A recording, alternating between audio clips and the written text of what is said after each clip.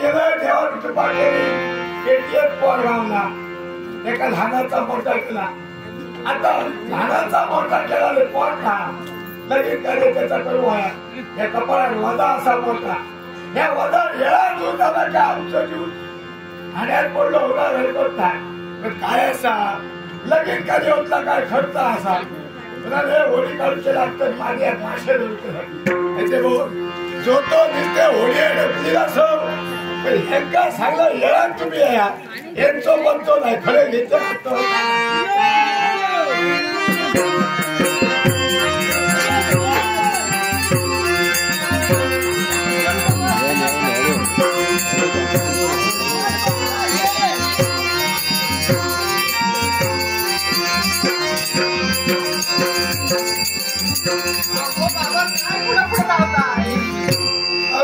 काय किती खावत बघलो सांगला मला भांगला तर बघ सगळे चोपडे कपडे घेतले टोपले आणि तू उडी मारीत जातो सगळे मासे गावले अरे उडी मारीत गेला त्याचे बांगडे पडतले ना पडतले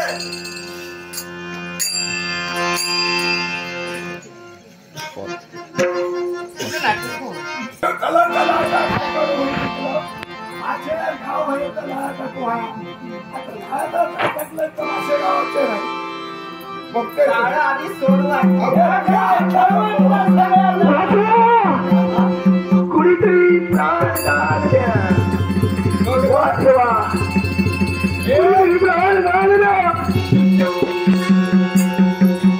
सगळे शेजारी माझा असे म्हणतो या जाळा टाकून गेला का किलेस किती करतो किलेस किती तुझा काहीतरी चुकता माझा यशाला पण तुझा बरोबर नाही अकरा जाळा काय माणसं खूप गावता होता नाही तडे तडे सुंदर त्याच्या लक्ष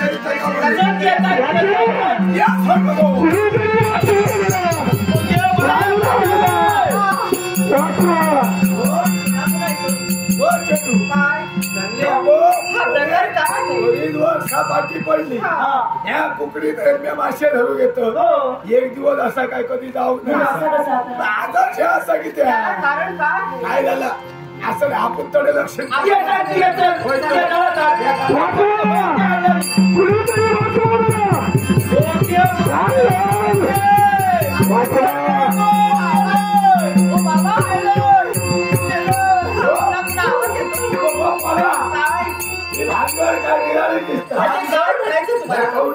आमच्या रोखून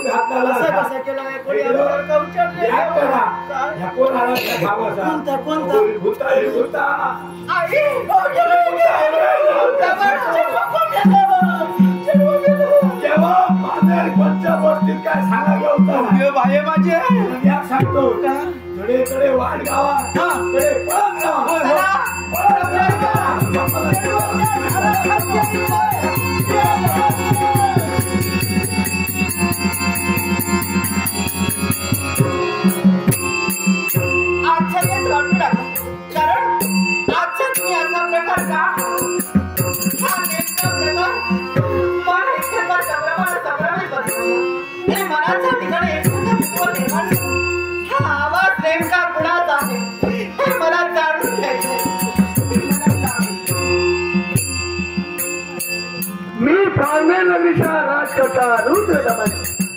शिकार साध्य करण्यासाठी आलो असताना मांत्रिक महाकाय नावाच्या देहाचे 60 तुकडे करून समोर त्याला 60 खंडका ठेवले कुणीतरी मला जीवदान द्या प्राण द्या काय हा प्रकार आहे पारनेर नगरीचे राज करते रुद्रदमन त्या मांत्रिकाने आपल्या देहाचे 7 तुकडे केले आणि या समोर दिसणाऱ्या 60 खंडकात टाकली नाही आज लाखाचे पोशिंदे हे संकटात आहेत राज करते यांना पुनर्जीवित अवस्था प्राप्त व्हायला हवी यांना जीवदान व्हायला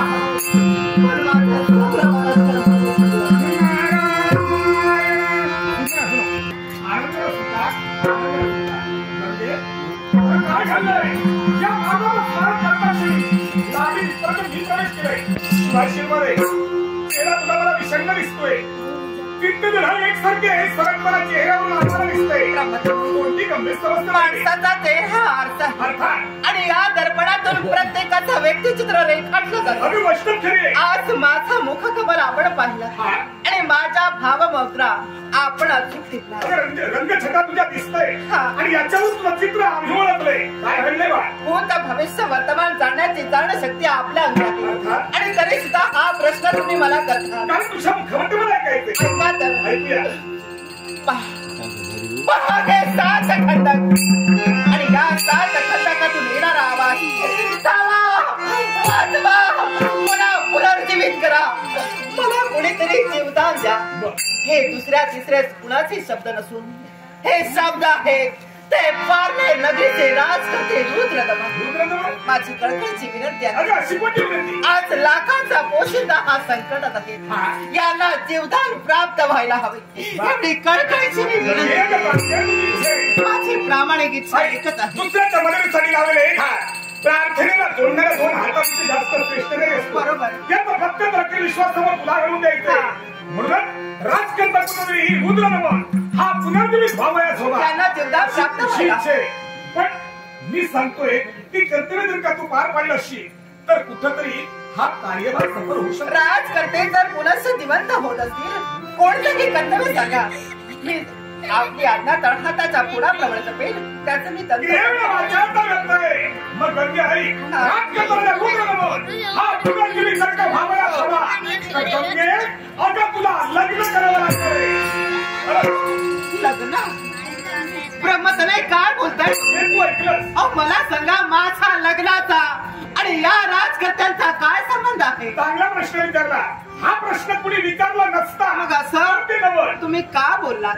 पण असं तुला वाटतंय तुझ्या लग्नाचा आणि राजकर्ता पुनर्जीवित होण्याचा संबंध काही होतच नाही. पण संबंध आहे. संबंध कोणता या गोष्टीचा विचार करून किंवा काळ नाही स्थळ या गोष्टीचा विचार करून या प्रश्नाचं उत्तर तुला मी देणार आहे.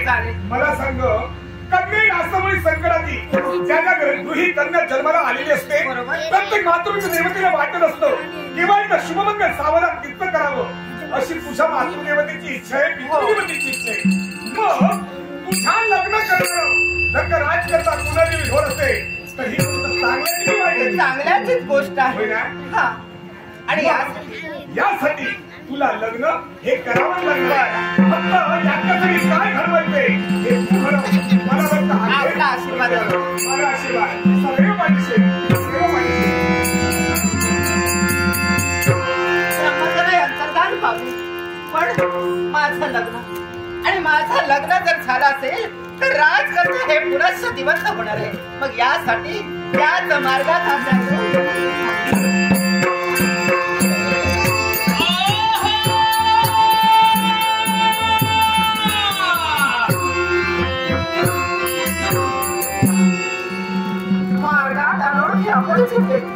त्या व्यक्तीची ओळखी सुद्धा नाही मला.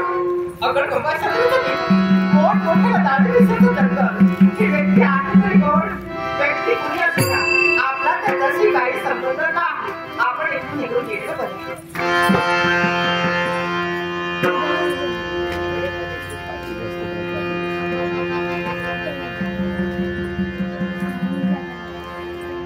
बिचाऱ्यांचं फार वाईट झालं. एवढा मोठा धडधाकट देह आहे पण बिचारा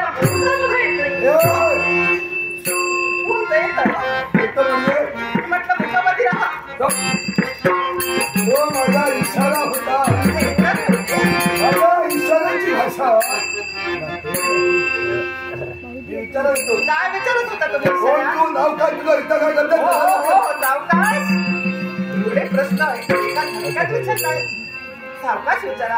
एक प्रश्न काय ग? कोण तू? माझं नाव गंगा. वा सुंदर आवडलं काय ते? नावाबद्दल बोलतो. बरं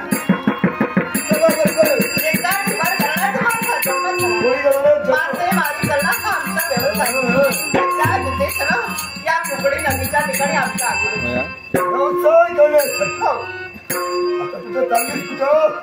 माझ्या कर्तव्यासाठी. पण काय हो मार्गात तुम्ही अपरिचित वाटता.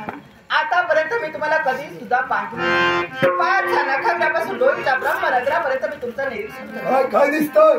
अहो अनोळखी अपरिचित वाटत. कोण आहात आपण? पण सगळेजण मला महाकाळ मांत्रिक म्हणून ओळखतात. महाकाळ मांत्रिक.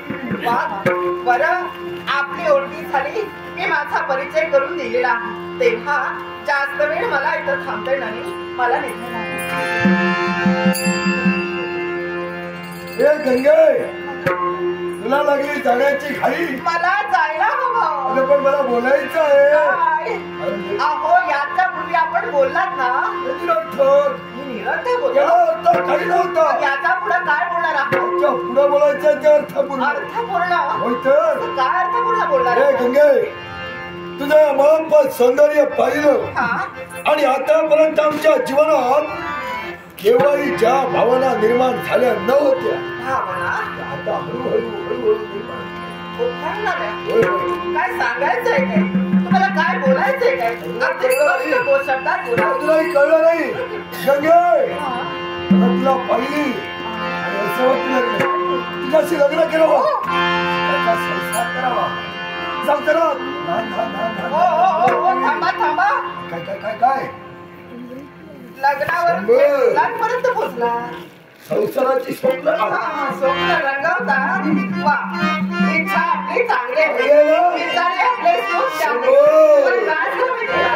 ते विचार तुमच्या मनाला पडताय, ते विचार माझ्या मनाला पटत नाही आणि यासाठी तुमची इच्छा माझ्याकडून पूर्ण होऊ शकत नाही. असं काय कमी आहे आमच्यात? कमी असं मला काहीच वाटत नाही. उलट सर्व काही जास्तच आहे. आमच्या इच्छेचा धिक्कार का? याला कारण आहे. कारण प्रत्येक यवनात आलेली स्त्री तिचं एक सुरम्य स्वप्न असतं. आपण लग्न कुणाशी करावं, आपण संसार कुणासोबत थाटावा, हा तिच्या मर्जीचा प्रश्न आहे. यावेळी मी तुमच्याकडं माझं मन काही ओढ घेत नाही. यासाठी तुमची इच्छा माझ्याकडून पूर्ण व्हायची.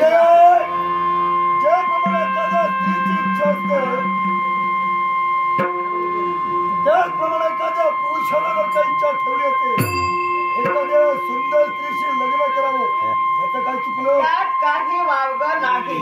आपले विचार हे चांगलेच आहेत. होय ना? मग गंगे, पण काय माहिती का, आपले विचार आपल्या मताला जरी पटत असले तरी सुद्धा समोरच्या व्यक्तीच्या मनाचा विचार प्रत्येकानं करावा आणि तदनंतर इच्छा प्रदर्शित करावी. तो तुझ्या मनाचा विचार आम्ही केला आणि म्हणून प्रेमाची याचना तुझ्याजवळ करतोय. आणि यावेळी मी स्पष्ट शब्दात मी तुम्हाला नकार देते. आपली इच्छा पूर्ण होऊ शकत नाही. आज जर का तुझा शेवटचा निर्णय असेल तर आमच्या विचारचा निर्णय माझ्या हस्तातच नाही. जे मला आवडलंय आपण हस्तगत करणार आहात. पण एक गोष्ट लक्षात ठेवा, माणसाला नेहमी विचार करून बोलावं. बोलून विचारात म्हणून आपला समोर व्यक्ती कोण आहे याचं जाणून त्याला ठेवावं आणि तदनंतर बोलण्यासाठी. काय ग एवढी कोण लागून गेलीस तू तुझा विचार करायला? आम्ही जर का मनात आणलं क्षणार्धात कोणी टाकू स्वतःच्या भावना पूर्ण करू शकतो. आपल्या मताप्रमाणे आपल्या मनाप्रमाणे आपण नक्कीच ठरविणार. पण मी कुठंतरी एक स्त्री आहे आणि त्या स्त्री मनाचा विचार आपल्याला नक्कीच करावा. स्त्रीला समोरच्या पुरुषाच्या भावनांचा विचार नसेल तर काय त्या स्त्री मनाचा विचार? मग लक्षात ठेवा, माझ्या देहात पंचप्राणाचे बनतात, शरीरात रक्ताचा एक एक थेंब बनतात.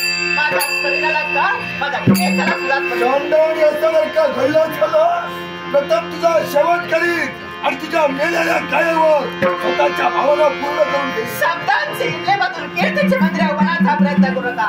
हा आतताईपणा काही कामाचा नाही. उगाच कुठेतरी कौन कशी पडाल त्याचा विचार करा. वक्तव्याचा वक्तव्यच होत कोणते म्हणतात तुझे काय सांगताय हे प्रत्यक्षात बोलता सोपे वाटे पण करणे करता मात्र शिरत होते. तत्व तुमची परिस्थिती होते असं तरी मला सारखं वाटतं. माझ्या परिस्थितीचा विचार करण्यापेक्षा तुझ्या काळाचा विचार कसा करावं याचा विचार कर. माझा परमेश्वर आजच काही गाड सोडून गेला नाही. तो माझा परमेश्वर त्या विश्वासात जरा जरा माझा रोमा रोमा घडलाय. कोणत्या ना कोणत्या स्वरूपाचे नगरीचा घोडके हे म्हणतो तुझ्या परमेश्वराला मला कोणत्या तुझा परमेश्वराचा कोणत्या पण येतो त्या परमेश्वराचा शिवतो स्वतःचा भावना पूर्ण किती समोरचा बोध करण्यासाठी मी पात्र झाले तरी तो तुझ्या समोर व्यर्थ आहे कारण तुलाही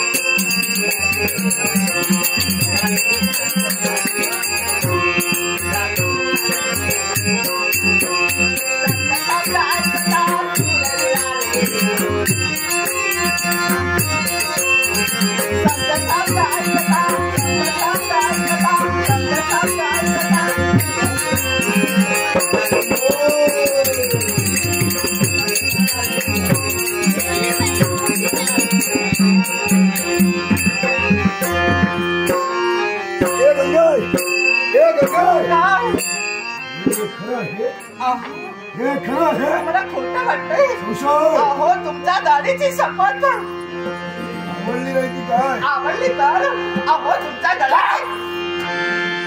लोक फोडून टाकली. गळ्याची शपथ खरंच सांगते. बरोबर माझ्या गळ्याला काहीतरी झालं अहो, आणि मी मेलो. हो? मग काय करणार? काहीतरी काय बोलता आपण? मी तुम्हाला मरच देणार नाही. हे खरं आहे. जीवा पाडणे हे प्रेम. हे प्रेम खरं आहे. खरंच सांगते. हा, संशय. कोणाबद्दल? तेव्हा मी चालू माझं प्रेम व्यक्त केलं. हा. तेव्हा तू रागा राखली. हो, तावा तावा. मोठ मोठ्यानं जोर जोरात भांडे, भांडे. हो. हा.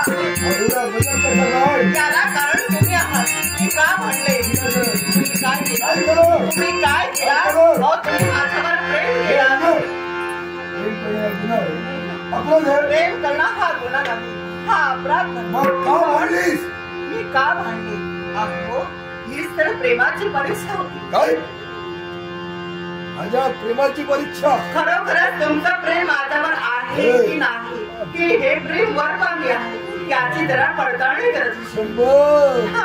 हे ठीक आहे. काय प्रेमाच्या परीक्षेत उत्तरी ठरलं का ग? उत्तीर्ण? चल लग्न करूया. अहो, थांबा. काय झालं? काय झालं? आपल्याला लग्न करायचं, मग? संसार थाटायचा मग आहे. झालं काय? अहो, पण आपण आला काय बोलला? मी म्हणे महामांत्रिक आहे. अहोच मी म्हणे चमत्कार घडवितो. खरंच म्हणजे तसं नव्हे. खरं म्हणजे ते चमत्कार या सर्व जगाला पाहिले, पण मी कुठे पाहिले? म्हणजे माझा चमत्कार व्हायचा मला आहे. पाहायचंय चमत्कार. मग गंगा असा करतो हा. या कुकडी नदीच्या घाटावर इतकं सुंदर आप- हा मोठा तुझ्या माझ्या सुखी संसारासाठी आपल्या संसारासाठी एक माल मानतो. याच ठिकाणी, या कुकडी नदीच्या फक्त तू ठिकाणी पहा. शंभो शंभो थांबा, थांबा, थांबा, थांबा. चमत्कार व्हायचा ना? पाहायचा आहे. पण हा चमत्कार नाही. मी सांगेन तो चमत्कार तुम्ही नाही. म्हणजे मी करणार चमत्कार करू. नको. तुला हवा तो चमत्कार मी करावा. सांग कसं काय? आणि ही माझी अट आहे, आणि ही अट तुम्ही पूर्ण केला असेल. तुझ्या वाटेल तेवढ्या अटी मी पूर्ण वाटेल त्या नाही, फक्त एकच अट आहे. आणि ही जर का अट तुम्ही पूर्ण केला असाल तरच तुम्ही तुमच्याशी लग्न फक्त करा. व्यक्त कर. ऐका मग, 12 पाया 12 मंदिर. वेडी आहेस वेडी वेडी आहेस. तुमच्यासाठी मी वेडी आहे. अगं प्रत्येक मंदिराला पाया असतो. हो. पण 12 मंदिरा 12 पाया हे काय करतात? सांगते, पूर्ण ऐकून घ्या माझं. हा. एक पाया एक मंदिर, दुसरा पाया दुसरा मंदिर, तिसरा पाया तिसरा मंदिर, अशी एकावर एक 12 पाया आणि 12 मंदिरा समोरून पाहिल्यानंतर ते मंदिर फक्त एकच दिसलं पाहिजे. काय झालं? काय ग गंगे? इकडं तिकडं काय पाहत? हे गंगे साधारण आहे तुला कसं काय सुचलं ग? अहो, माझ्या मनात कल्पना आली आणि ते मी तुम्हाला बोलून दाखवलं. म्हणजे असं मनात आल्यानंतर काही बोलते? काही नाही, हे समर्पक आहे. अगं तू काय म्हणाली? हा. 12 पाया 12 मंदिर एकावर एक उभा राहावी. प्रत्येक मंदिराला पायाही असावा आणि कळसही असावं. आणि समोरून पाहिल्यानंतर हे मंदिर 12 मंदिरांना दिसतं फक्त एकच फक्त मंदिर. एकच मंदिर दिसलं पाहिजे. साधारण किती वर्षात पूर्ण केलं? वर्षात फक्त एका घटिकेत. काय एका घटिकेत? हो. एवढं जमेल. एवढं हा. जमेल? हा. त्याचा मी फक्त आता होता. काय म्हणताय? काय करतोय ते? शंभो शंभो थांबा, थांबा. लग्न होणार आहे ना? होणार आहे नक्की? आणि तुमच्या समेतच होणार आहे. मी थांबा का बोलले? मग का? याला कारण आहे. आज नाही, काय? आजचा दिवस शुभ नाही. आज उद्याच्या शुभ मुहूर्तावर हे कार्य तुम्हाला पूर्ण करायचं आहे. हे गंगे हा. मला माहिती काय? उद्या तर उद्या मग चालेल तर मला सांग. मान्य झालं ना? मला सांग बोला. उद्यापर्यंत तू माझ्यासोबत राहणार मला तुझ्यासोबत ठेवणार. यातून मी काहीच करणार नाही. मग? उदयी याच ठिकाणी याच वेळी या ठिकाणी येणार आहे. फक्त आपल्या मनातली इच्छा. हो अहो काय पाहताय? हे गंगे, संशयानं काय पाहताय माझ्या? तुझ्याकडे पाहिल्यानंतर हा. उदय तुझ्यासारखी सुंदर युवती हा. माझ्यासाठी उत्तर यावर माझा काही विश्वास नाही. काय सांगताय? एवढा अविश्वास माझ्याबद्दल तुम्ही का दाखवता? कारण माझ्याकडे पाहिल्यानंतर लग्नासाठी कोण येणार हे मला मान्य नाही. मग मांत्री, माझ्यावर जर तुमचा विश्वास नसेल तर विश्वास पटायला हवा यासाठी या गंगेनं काय करावं? एकच, ज्या गुरुने आतापर्यंत तुला मार्गदर्शन केलं हा. त्या गुरुच्या चरणाची शपथ घेऊन सांग, उदय याच या ठिकाणी हे मंत्री, माझ्या शाब्दिक बोलावर तुमचा विश्वास नसेल, ऐका मग, ज्या गुरुदेवानं आतापर्यंत मला मार्गदर्शन केलं त्या गुरुदेवांच्या चरणाची शपथ घेऊन सांगते, जर काही अट तुम्ही पूर्ण केला असाल तर आणि तरच मी तुमच्याशी लग्न करेन. हा माझा शब्द. तुझी माझी वेळ यास आणि विसरायचं नाही.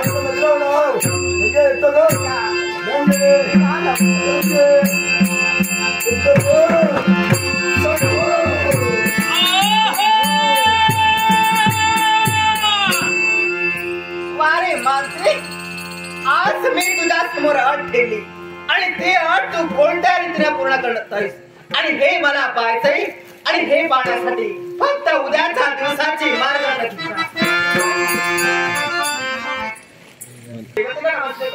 माझ्या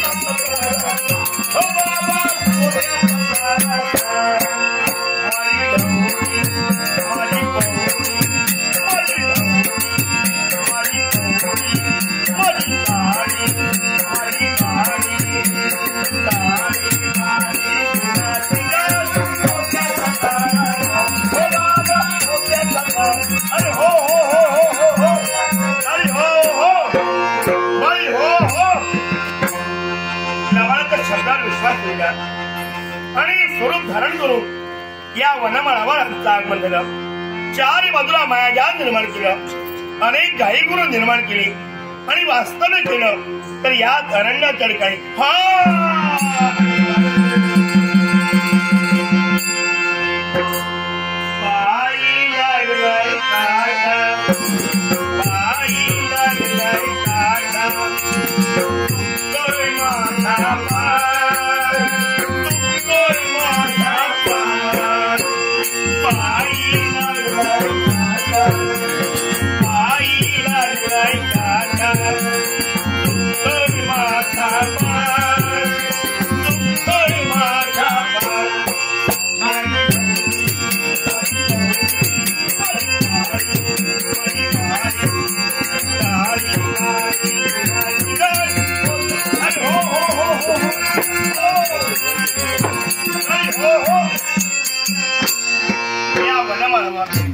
आमचं आगमन झालंय. पण सारी गाई गुरं पहिल्या वेळा बोलतायत, आवाज कर बरं.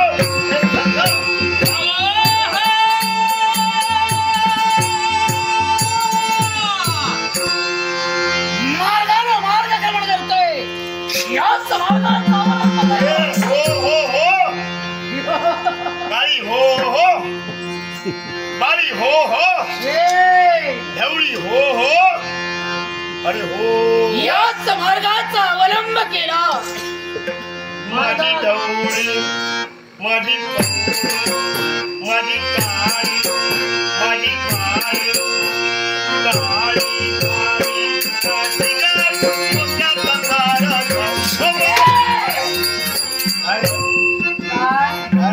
काळी याला कारण आहे. चारी बाजूला काय दिसतंय? अरण्य. अरण्य. अरण्यात काय दिसतंय? अरण्यात ही तुझी गाई गुरु. अर्थात मी गुराखी. गुराखी. नाव माझं गोपाळ. पण हसलास तू. मी फुकट गेलास. ए गोपाळ, काय? एक लक्षात ठेव, मार्गात जो कोणी माझा येतो त्याचा शेवट मी करतो. त्यामुळे फायदा माहितीये, हो. तू मार्गात येतो ना त्याचा शेवट करतोय. पण माझ्या मार्गावर करतो त्याला मी आडवा करतोय, उभा राहू देत नाही. आडवा केला उभा होणं हे माझं कर्तव्य आहे. अरे उभा काय राहणार आहेस? उभा राहण्यासाठी एवढी हिंमत असावी लागते. पण मला सांग, वास्तविक मला ओळखतोयस तू? तुला ओळखायला ओळख. ओम नमः शिवाय. ओम नमः शिवाय या महामंत्रा जयघोष त्यानं सणानं केला. आमच्या सानिध्यात वास्तव्य केलं. तो पिशाचगण या शिव शंभू महादेवाला ओळखू शकत नाही. नाही. तुला वाटलं तू माझा देव आहेस? मुळीच नाही. माझा देव कुठं आणि तू भडंग भिकारी कुठं? मी भडंग भिकारी, तुझा देव भडंग भिकारी नव्हे. अरे स्मशान वैरागी ज्ञातिबांधव कोण? भूतगण, पिशाचगण, शांकिणी, ढांकिणी, चामुंडा आणि हा त्याचा परिवार स्मशानात राहतो. सर्वांना भस्म चर्चित करतो. मग तो भिकारी नव्हे का? तोच देव अंतर्ज्ञानी आहे. तू कुठं आणि माझा देव कुठं? अरे तो अंतर्ज्ञानी आहे पण मी सर्वधर्म सर्वशक्ती आहे. ते मला ज्ञात नाही. मग माझा देव माझा परमेश्वर एवढंच मला ज्ञात आहे. क्लेश निर्माण करू नकोस. भांडण करणं हे माझ्या रक्तात नाही. समजावून सांगण्याचा प्रयत्न करतोय, कारण मी माझ्या जीवनात अधर्म अत्याचार केव्हाच केला नाही. तुला अजूनही समजावून सांगतोय, तुझ्या दैताने पण साक्षात शिव शंभू महादेव तोच नाही. यावेळी एकच सांगू इच्छितोय, माझ्या मार्गातून बाजूला अपेक्षा नेताची पायघडी केल्याशिवाय पायघडी हे शब्द दूर ठेव. कारण स्वतःच्या पराक्रमामध्ये घेऊन वीर स्त्रीनं आमच्या समोर उभा राहिलंय. पण ही वीर स्त्री एका क्षणावर माती बोलवली. माझी इच्छा परिपूर्ण करण्यासाठी याच मार्गाचा अवलंब या पिछाच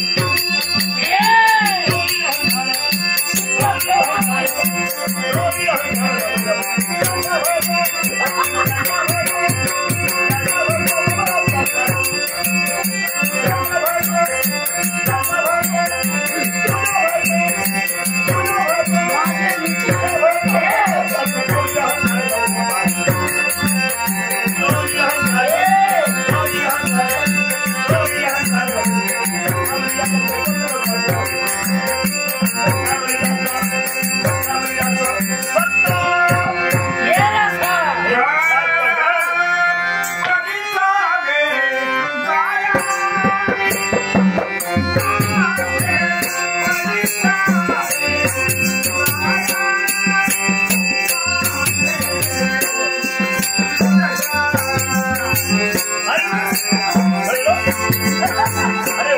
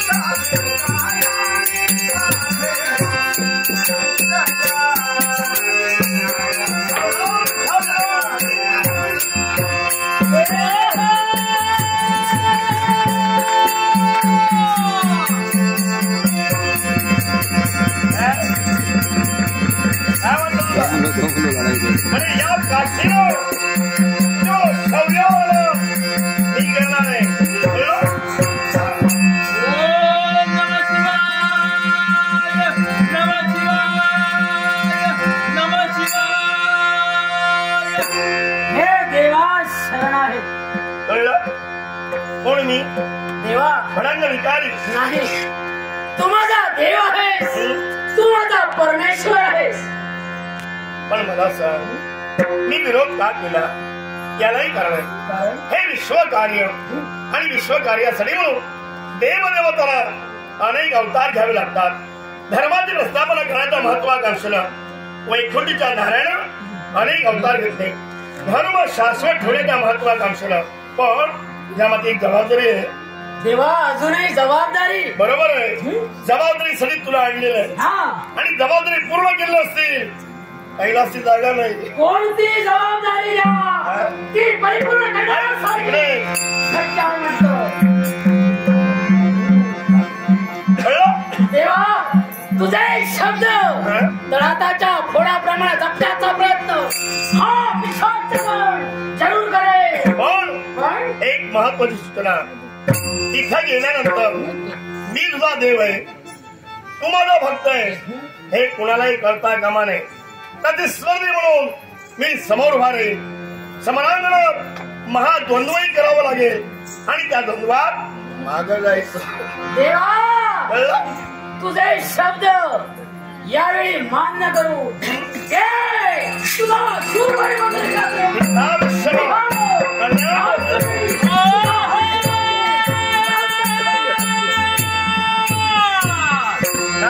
अरे हो हो हो, माझी गवळी, माझी माझी